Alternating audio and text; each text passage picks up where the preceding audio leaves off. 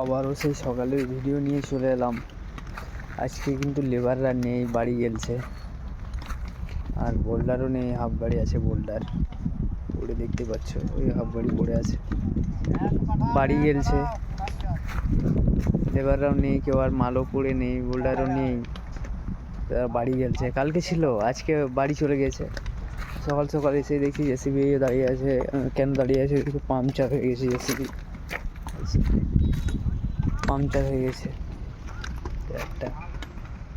এইটা একটা পাংচার হয়ে গেছে।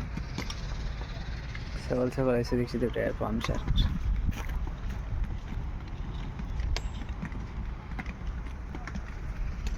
এই মালগুলো ঠেলছিল, ঠেলতে পাংচার হয়ে গেল, ঠেলতে পাংচার হয়ে গেল,